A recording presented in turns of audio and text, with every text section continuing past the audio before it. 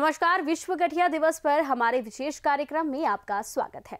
गठिया दुनिया भर में विकलांगता के प्रमुख कारणों में से एक है, जो सभी आयु समूहों में लाखों लोगों को प्रभावित करता है। भारत में गठिया का बोझ बढ़ रहा है, जिससे ऑस्टियोआर्थराइटिस, रूमेटॉइड गठिया जैसी स्थितियां शामिल हैं और गाउट अधिक प्रचलित हो रहा है, विशेषकर उम्र दराज लोगों और गतिहीन जीवन शैली वाले लोगों में। गठिया न केवल पुराने दर्द का कारण बनता है और गतिशीलता को सीमित करता है, बल्कि किसी व्यक्ति के जीवन की गुणवत्ता को भी गंभीर रूप से प्रभावित कर सकता है, जिससे साधारण दैनिक कार्य भी कठिन हो जाते हैं। आज हमारा उद्देश्य इस स्थिति के बारे में जागरूकता बढ़ाना, शीघ्र निदान और उपचार के महत्व पर प्रकाश डालना और गठिया को प्रभावी ढंग से प्रबंधित करने के बारे में व्यवहारिक सलाह प्रदान करना है।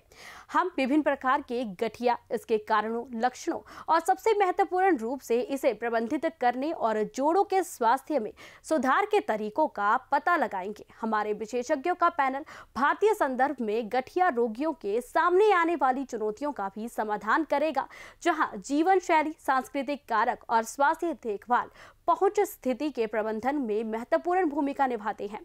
हमारे साथ 4 विशेषज्ञ डॉक्टर हैं। डॉक्टर अरविंद प्रसाद गुप्ता। मैं doctor Arvind Prasad Gupta, director ligament joint arthritis clinic and chief consultant Paras HMRI hospital Patna. नमस्कार। Doctor KS Anand. नमस्कार दोस्तों, मैं doctor KS Anand, Purnia Anand hospital से। मैं एक ऑर्थोपेडिक सर्जन हूँ, यानी हड्डी रोग विशेषज्ञ। मेरी प्रैक्टिस में अक्सर घुटने और कूल्हे के ऑस्टियोआर्थराइटिस के पेशेंट आते हैं।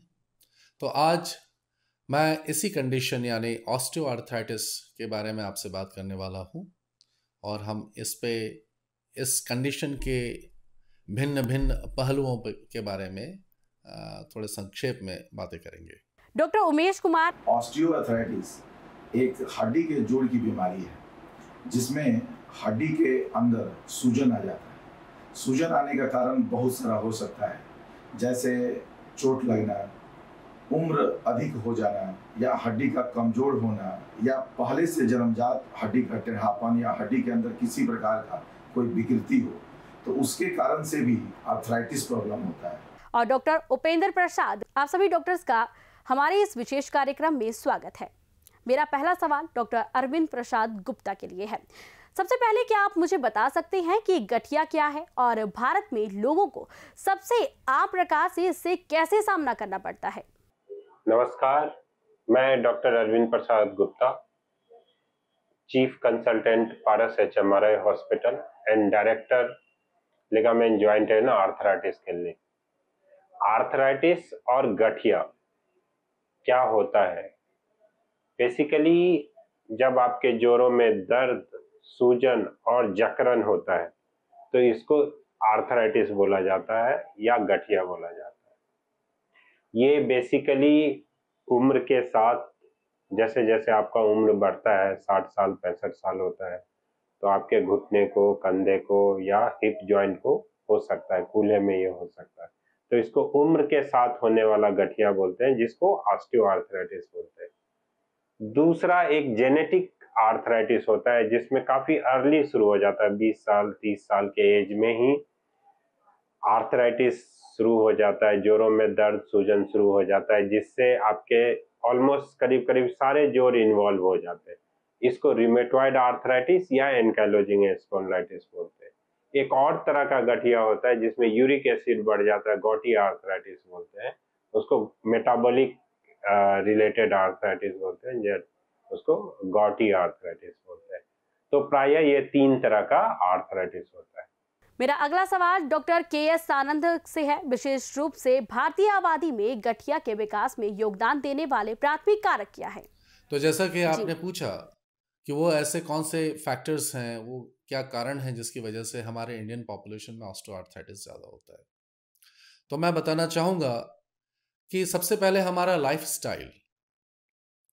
ये देखने में आता है कि हम हिंदुस्तानियों में थोड़ी सेडेंटरी लाइफस्टाइल है, हम बहुत ज़्यादा एक्टिव नहीं रहते हैं। एक खास वर्ग के लोग या तो जो मेहनत मशक्क़त करते हैं वो तो बहुत ज़्यादा मेहनत करते हैं, और एक ख़ास वर्ग के लोग थोड़े से काउच पोटैटो होते हैं, यानी कि फिज़िकल एक्टिविटी जिनमें कम होती है। तो फिज़िकल एक्टिविटी का बहुत ज़्यादा होना या उसका बहुत कम होना, दोनों ही चीज़ें ऑस्टियोआर्थराइटिस की ओर हमें धकेलती हैं। फिर हमारा डाइट आता है।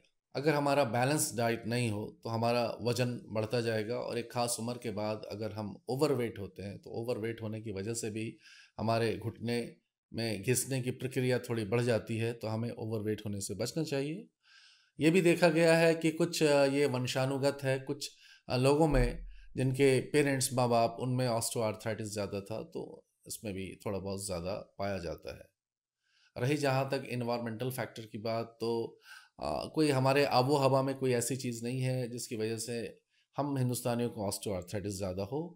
तो अगर हम अपनी लेवल ऑफ एक्टिविटी सही रखेंगे, यानी कि बहुत ज़्यादा सेडेंट्री लाइफ स्टाइल, यानी कि बैठे बैठे जीने की आदत हमें नहीं होगी, और हम एक्टिविटी भी करेंगे, अपने घुटने कूल्हे का ध्यान रखेंगे, और डाइट ऐसा लें कि हम ओवरवेट नहीं हो, तो ये चीज़ें अच्छी होंगी। अब मैं रुक करूंगी डॉक्टर उमेश कुमार की तरफ। डॉक्टर उमेश कुमार, क्या भारत में कोई विशिष्ट आबादी है जो गठिया से अधिक ग्रस्त है? वे कौन से जोखिम कारक हैं जो इन समूहों को उच्च जोखिम में डालते हैं? ऑस्टियोआर्थराइटिस दो वर्ड से बनता है, osteo and arthritis. Osteo means होता है बोन, आर्थराइटिस मीन्स होता है उसका सूजन, इन्फ्लामेशन। तो अगर किसी भी जोड़ के अंदर अगर सूजन हो जाए तो उसमें दर्द होना एकदम लाजमी है, तो उस कंडीशन को हम लोग बोलेंगे ऑस्टियोआर्थराइटिस। अब इसका सिम्टम क्या होगा, तो सिम्टम डिपेंड करता है कि ऑस्टियोआर्थराइटिस किस स्टेज में है। जैसे आमतौर पर ऑस्टियोआर्थराइटिस 4 ग्रेड में हम लोग अलग अलग स्टेजिंग करते हैं, 4 ग्रेड। यहाँ पर सबका अलग अलग फोटो है डेमो में। तो ऑस्टियोआर्थराइटिस क्यों होता है पहले ये जाने। उसमें दो जोड़ के बीच में एक हाइलाइन कार्टिलेज होता है जो दोनों जोड़ के घिसने से एक दूसरे हड्डी को बचाता है। अगर वियर एंड टियर के क्रम में अगर ये हाइलाइन कार्टिलेज डैमेज हो जाए, किसी कारण से डैमेज हो सकता है, तो अगर ये डैमेज हो जाए तो अलग अलग ग्रेड के अनुसार मरीज को जोड़ का दर्द का समस्या अलग अलग तरीके से उपस्थित होता है। जैसे ग्रेड 1, तो ग्रेड 1 में केवल हल्का सा सूजन आएगा ज्वाइंट के अंदर, तो पेशेंट क्या कंप्लेन करेंगे कि सर हमको जब सीढ़ी चढ़ते हैं, जब हम ज़्यादा दूर पैदल चलते हैं, या ज़्यादा हम स्लोप वाले सरफेस पे नीचे उतरते हैं, या ज़्यादा चढ़ाई वाले सरफेस पे अगर हम चढ़ते हैं तो सर हमको दर्द होता है, लेकिन रेस्ट पे हमको कोई दर्द नहीं होता है। मतलब ये ग्रेड 1 है।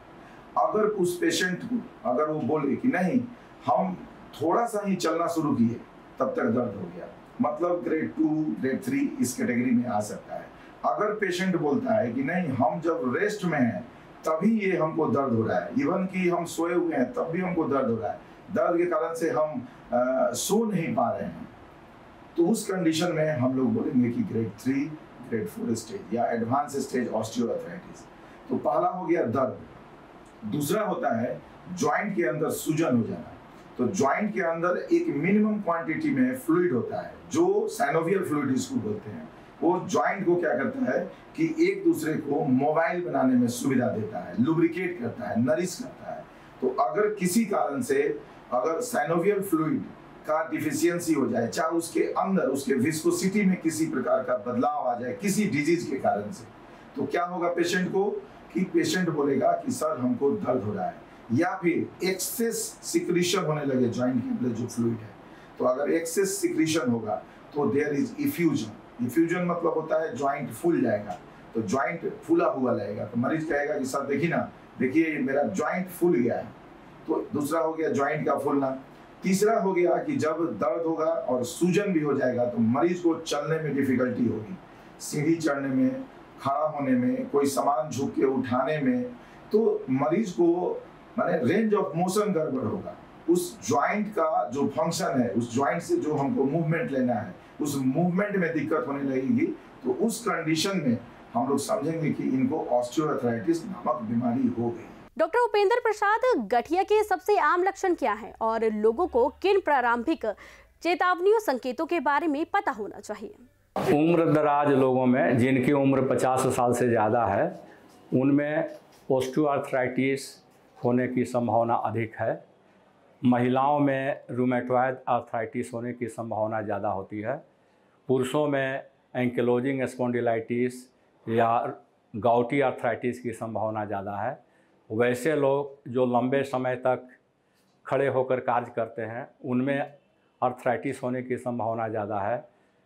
वैसे लोग जिनका वेट ज़्यादा है, मोटापा है, उनमें भी आर्थराइटिस की संभावना ज़्यादा है। कुछ बीमारियां जैसे डायबिटीज़ में भी आर्थराइटिस होने की ज़्यादा संभावना है। बच्चों में भी कुछ आर्थराइटिस होते हैं जो स्पेसिफिक बच्चों के लिए में ही होते हैं, जिसको हम लोग रूमेटिक आर्थराइटिस कहते हैं, वो बच्चों में ज़्यादा होता है। डॉक्टर अरविंद प्रसाद गुप्ता, गठिया का निदान कैसे किया जाता है और कुछ प्रमुख नैदानिक प्रशिक्षण क्या होंगे जो स्थिति की शीघ्र पहचान करने में मदद कर सकते हैं? गठिया को पहचानने के लिए सबसे पहला जो है वो आपके सिम्टम है, जो आपको कष्ट है, जैसे जोड़ों में दर्द, सूजन, जकड़न, ये पहला चीज है जिससे आइडिया मिलता है कि ये गठिया की तरह हो सकता है। इसको कंफर्म करने के लिए हम लोग एक्सरे कराते हैं और कुछ ब्लड टेस्ट है, जैसे रूमेटॉइड या एनकाइलोजिंग है, उसके लिए NTCCP होता है, एनकाइलोजिंग के लिए HLA-B27 का टेस्ट होता है। गॉटी आर्थराइटिस है तो उसके लिए यूरिक एसिड का जांच होता है। सोरिएटिक आर्थराइटिस है तो ANA टेस्ट का जांच होता है। तो ये जांच से हम लोग कंफर्म करते हैं जिन लोगों में दर्द, सूजन, जकड़न, घुटने का रहता है। तो इस तरीके से हम लोग डिफ्रेंशिएट कर लेते हैं कि ये ऑस्टियोआर्थराइटिस है, कि रूमेटॉइड आर्थराइटिस है, कि एनकाइलोजिंग है, सोरिएटिक है, कि गॉटी आर्थराइटिस है। डॉक्टर KS आनंद, लोगों के लिए शीघ्र निदान और उपचार कितना महत्वपूर्ण है? यदि गठिया का उपचार ना किया जाए तो इसके संभावित परिणाम क्या हो सकते हैं? अब सवाल यह है कि इस कंडीशन का, ऑस्टियोआर्थराइटिस का, अगर हमें पता पहले चल जाए तो उसका क्या फ़ायदा होगा। अगर हम लोगों ने अपने जोड़ों पे ध्यान नहीं दिया और तब जाके हमें पता चला जब तक बीमारी बहुत आगे बढ़ गई है, तो शायद हमें इसके रोकथाम में दिक्कत होगी। अगर शुरू में ही पता चल जाए तो वो सारी चीज़ें जो मैंने बताई उसका हम ध्यान रखेंगे, अपना वज़न ज़्यादा होने से रोकेंगे, एक्टिविटी लेवल ज़्यादा रखेंगे, तो ये हमारे लिए अच्छा होगा। और ऑस्टियोआर्थराइटिस की ग्रेडिंग होती है, ग्रेड 1, 2, 3, 4। अगर ग्रेड 1 में ही हमने इसे पकड़ लिया तो उस वक्त ज़्यादा दवा खाने की ज़रूरत नहीं है। एक्टिविटी मॉडिफिकेशन और एक्सरसाइज और थोड़ी बहुत दर्द की दवा लेने से ही इस कंडीशन की रोकथाम की जाती है। डॉक्टर उमेश कुमार, चिकित्सीय और शल्य चिकित्सा दोनों ही तरीकों से गठिया के प्रबंधन के लिए विभिन्न उपचार विकल्प क्या उपलब्ध हैं? ऑस्टियोआर्थराइटिस के इलाज को हम लोग दो कैटेगरी में बांट सकते हैं, जिसको हम लोग मैनेजमेंट पार्ट बोलते हैं। पहला होता है प्रिवेंशन, दूसरा होता है ट्रीटमेंट। तो सबसे पहले हम लोग इसके प्रिवेंशन पे बात करें। प्रिवेंशन में हम लोग क्या कर सकते हैं, क्योंकि ऑस्टियोआर्थराइटिस एक डिजेनरेटिव डिजीज है। डिजेनरेटिव का अर्थ होता है कि एक बार अगर जॉइंट के अंदर जो बदलाव आ गया उसको हम लोग रिवर्ट बैक नहीं कर सकते हैं। अभी तक कोई भी मेडिसिन नहीं बना जिसके कारण से वो जो प्रोसेस एक बार डैमेज हो गया फिर हम लोग रिपेयर कर सकें। ऐसा अभी तक कोई मेडिसिन मार्केट में नहीं है, तो इसलिए इसको हम लोग डिजेनरेटिव डिजीज बोलते हैं। तो सबसे पहले हम लोग मैनेजमेंट में प्रिवेंशन पे ज़्यादा ध्यान देते हैं, क्योंकि अगर हम लोग आगे जो स्टेज अभी आने वाला है due to damage of hyaline cartilage के डैमेज होने के कारण से, तो उस स्टेज को ही नहीं आने दें। यही ट्रीटमेंट का मेन एम होता है हम लोग का। तो उसमें हम लोग अब क्या करेंगे कि डाइट को कंट्रोल करेंगे। जैसे पेशेंट को हम लोग एडवाइस करेंगे, या अभी पेशेंट नहीं बना है उस समय के पहले ही हम लोग एडवाइस करेंगे कि आप डाइट कंट्रोल कीजिए। तो डाइट में हम लोग vitamin C, vitamin D and calcium and protein, ये चार चीज ऐसा होता है जो जॉइंट के अंदर उसका जो कार्टिलेज है, चाहे बोन का जो हेल्थ है, उसके लिए जरूरी होता है। एक तो हो गया डाइट, दूसरा हो गया आपका वेट कंट्रोल। तो वेट को ओवर वेट नहीं होने देना है। अगर हम लोग का हाइट 5.5 इंच के अराउंड है और अगर माने अराउंड 40 इयर्स ऑफ एज हो चुका है, तो हम लोग टारगेट रखें ऐसा कि अपना वजन 65 to 70 kg से ज़्यादा नहीं होने दें। क्योंकि अगर हम लोग 70 से ऊपर अगर जाते हैं तो उस कंडीशन में क्या होता है कि ओवरवेट के कारण से जो जॉइंट होता है, जॉइंट के ऊपर स्ट्रेस पड़ता है और उस स्ट्रेस के कारण से क्या होता है, हाइलाइन कार्टिलेज के ऊपर प्रेशर आता है, जो हड्डी होती है उसके ऊपर प्रेशर आता है, जिसके कारण से ऑस्टियोआर्थराइटिस के प्रोसेस को, जो डिजेनरेटिव प्रोसेस शुरू है, वो प्रोसेस को इनहांस कर देता है। तो हम लोग को वेट रिडक्शन करना चाहिए, नॉर्मल हेल्दी वेट रखना चाहिए। अच्छा डॉक्टर उपेंद्र प्रसाद, जीवन शैली में बदलाव जैसे कि आहार और व्यायाम गठिया के प्रबंधन में कैसी भूमिका निभा सकते हैं? आप रोगियों को क्या विशिष्ट सिफारिशें देंगे? आर्थराइटिस के इलाज में मेनली दवा एवं फिजियोथेरापी काम करता है। दवा अलग अलग आर्थराइटिस के लिए अलग अलग प्रकार के दवा हम यूज करते हैं। एक कॉमन दवा सब में चलता है दर्द के लिए, जिसको हम NSAID कहते हैं, उसको शॉर्ट टाइम के लिए हम लोग देते हैं। पुनः स्पेसिफिक अलग अलग तरह के आर्थराइटिस के लिए अलग अलग प्रकार के दवा हैं। ऑस्टियोआर्थराइटिस के लिए कुछ अलग दवाएं हैं, रूमेटॉइड आर्थराइटिस के लिए अलग दवा है, जैसे कि DMR कहते हैं, बायोलॉजिक्स कहते हैं। उसी तरह से एंकिलोजिंग स्पॉन्डिलाइटिस का अलग दवा है, गाउटी आर्थराइटिस के लिए अलग दवा है। दवा के साथ साथ फिजियोथेरापी भी बहुत ही महत्वपूर्ण होता है। फिजियोथेरापी से जॉइंट का मोबिलिटी, मूवमेंट बढ़ जाता है, आदमी बेटर महसूस करता है। इसके अलावे कभी कभी फिजियोथेरापी और मेडिसिन से आर्थराइटिस पूरा ठीक ना हो तो एक अलग ऑप्शन सर्जरी का भी होता है। अब नए समय में जॉइंट रिप्लेसमेंट सर्जरी, या अगर जो डिफॉर्मिटी पैर में, हाथ में डिफॉर्मिटी हुआ तो करेक्टिव सर्जरी भी हम कर सकते हैं। डॉक्टर अरविंद प्रसाद गुप्ता, आप गठिया से पीड़ित किसी व्यक्ति को इस स्थिति की शारीरिक और भावात्मक चुनौतियों से निपटने के बारे में क्या सलाह देंगे? गठिया यूजुअली जो पहला पहचान होता है वो लोगों के सिम्टम से होता है, जैसे जोड़ों में दर्द हो गया, सूजन हो गया, जकड़न हो गया। सुबह सुबह उठते हैं तो अजीब ही टाइप का जकड़न रहता है शरीर में। हाथों के जोड़ों में सूजन है, दर्द है, बहुत सारे जॉइंट जो हाथों के वो अफेक्टेड हो जाते हैं, तो वो एक निशानी होता है गठिया का। या फिर 60-70 साल का उम्र हो गया और दोनों ही घुटने में दर्द है, कंधे में दर्द है, तो वो गठिया हो सकता है। इसको पहचानने के लिए हम लोग एक्सरे कराते हैं। एक्सरे बेनिफिशियल होता है जो ऑस्टियोआर्थराइटिस है, उम्र के साथ जो गठिया होता है उसमें बेनिफिशियल होता है। बहुत सारे रूमेटॉइड आर्थराइटिस है उसमें भी पता चलता है। एंकाइलोजिंग स्पॉन्डिलाइटिस है तो स्पाइन का एक्सरे कराते हैं, बैक का एक्सरे कराते हैं, उससे पता चलता है कि ये एंकाइलोजिंग है। दूसरा जो मोस्ट इम्पॉर्टेंट टेस्ट होता है, पार्टिकुलरली जो जेनेटिक गठिया है जैसे रूमेटॉइड है तो उसके लिए NTCCP का टेस्ट होता है। एंकाइलोजिंग है तो उसके लिए HLA-B27 का टेस्ट होता है। सोरियाटिक आर्थराइटिस है तो ANA का टेस्ट होता है। यदि यूरिक एसिड सस्पेक्ट कर रहे हैं, गॉटी आर्थराइटिस भी लोगों को होता है, तो उसमें यूरिक एसिड का टेस्ट करा के हम लोग देखते हैं। और भी कुछ एडवांस टेस्ट है जो फाइनल कंफर्मेशन के लिए हम लोग करते हैं। डॉक्टर उपेंद्र प्रसाद, चिकित्सीय और शल्य चिकित्सा दोनों ही तरीकों से गठिया के प्रबंधन के लिए कौन से विभिन्न उपचार विकल्प उपलब्ध है? आर्थराइटिस के मरीजों को मैं कहना चाहूँगा कि आप निराश ना हों, अब उसका इलाज संभव है। आप अपना नॉर्मल काम भी कर सकते हैं। हो सकता है कि आपको जॉब मॉडिफिकेशन करना पड़े। कुछ जॉब ऐसे होते हैं जो आपके लिए सूट ना हो तो आप जॉब मॉडिफाई कर सकते हैं, बदल सकते हैं। इसमें समाज का सहयोग, समाज एवं परिवार दोनों का सहयोग बहुत ज़रूरी है। समाज से अपेक्षा है कि अगर जो उनके लायक उनका जॉब दें, परिवार का भी सपोर्ट ज़रूरी है। उनके लिए थोड़ा मॉडिफिकेशन, बेड का, बैठने का, बाथरूम का थोड़ा मॉडिफिकेशन करके नॉर्मल लाइफ जिया जा सकता है। हमारे डॉक्टरों के पैनल को उनकी अंतर्दृष्टि के लिए धन्यवाद। जैसे ही हम निष्कर्ष निकालते हैं, मैं चाहती हूं कि आप में से प्रत्येक हमारे दर्शकों के लिए गठिया को बेहतर ढंग से प्रबंधित करने और उनके जोड़ों की सुरक्षा के बारे में एक प्रमुख सुझाव साझा करें। सही टाइम पे पता करना बहुत जरूरी है। लोग डॉक्टर के पास जाते नहीं, अपने दर्द और सूजन को केमिस्ट के पास जाके या ऐसे खुद से ही दवा लेके इसको काफ़ी बढ़ा लेते हैं।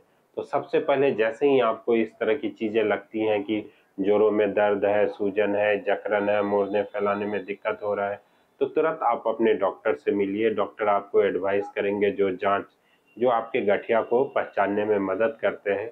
आइए अब डॉक्टर KS आनंद को सुनते हैं। हमारे परिवार में हमारे बुजुर्ग हैं जिनमें ऑस्टियोआर्थराइटिस हो गई है, तो हमें उनका ध्यान रखना चाहिए। उनके हिसाब से हमारे घर की बनावट होनी चाहिए, जैसे बाथरूम में सीढ़ियाँ ऐसी हो और कमोड के आसपास या टॉयलेट के आसपास कुछ हैंडल्स ऐसे लगे हों जिसमें वो पकड़ के उठ बैठ सकें। तो इन चीज़ों का भी ध्यान हमें रखना होता है। आइए अब डॉक्टर उमेश कुमार की बात सुनते हैं। पूरे भारतवर्ष में सबसे अधिक ऑस्टियोआर्थराइटिस की समस्या फीमेल में है, इसलिए फीमेल लेडी से मेरा आग्रह है कि वो जरूर दूध जरूर लें, साइट्रस फ्रूट, साइट्रस वेजिटेबल्स जरूर लें क्योंकि विटामिन सी, विटामिन डी मिलेगा। एक्सरसाइज जरूर करें, धूप में जरूर टहलें क्योंकि इस जो बीमारी है ऑस्टियोआर्थराइटिस, उसका नाम ही है prevention is better than cure. और अंत में डॉक्टर उपेंद्र प्रसाद को सुनते हैं। आर्थराइटिस के मरीजों को खान पान में भी चेंज करना ज़रूरी है। जैसे गाउटी आर्थराइटिस के पेशेंट को हाई प्रोटीन डाइट नहीं लेना चाहिए, नॉन वेज डाइट अवॉइड करना चाहिए।